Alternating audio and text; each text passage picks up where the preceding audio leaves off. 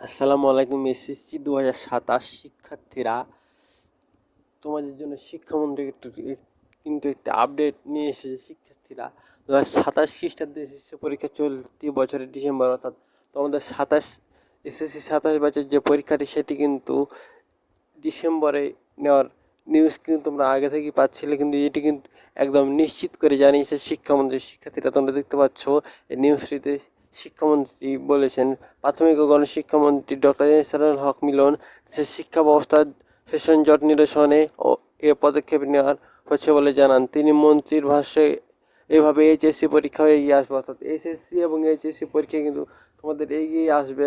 4 মাস কিন্তু তোমাদের এগিয়ে নিয়ে আসা হয়েছে তোমাদের এসএসসি পরীক্ষায়।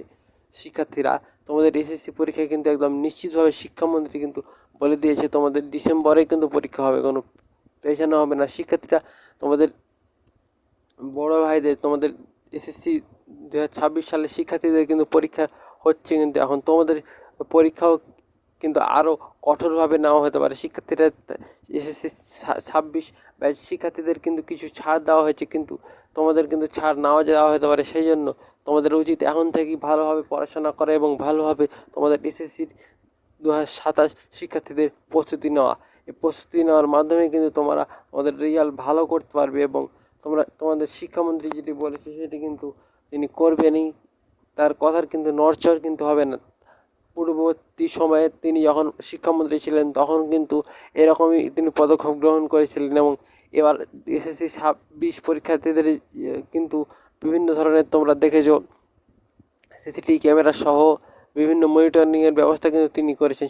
তিনি কিন্তু খুব কঠোরভাবে কিন্তু এই পরীক্ষাটি নিয়ন্ত্রণ করছেন, কিন্তু এবং প্রশ্ন ফাঁসের কোনো সম্ভাবনাই কিন্তু এবছর নেই, এবং নকলও কিন্তু তিনি কিন্তু বলেছেন নকল কিন্তু আর হবে না। শিক্ষার্থীরা, আশা করি তোমরা এই ভিডিওটি থেকে উপকৃত হয়েছে এবং তোমাদের এই ভিডিওটি তোমাদের পড়ালেখায় কিন্তু মনোযোগ দিতে সাহায্য করবে। শিক্ষার্থীরা, আশা করি শিক্ষার্থীরা আমাদের এই চ্যানেলটি তোমাদের সাবস্ক্রাইব করে রাখতে পারো সকল প্রকার তোমাদের শিক্ষা সংক্রান্ত আপডেট পেতে, এবং আমাদের এই ভিডিওটি লাইক দিয়ে তোমাদের মতামত কমেন্টে জানিয়ে আমাদের সাথেই থাকবে। ধন্যবাদ।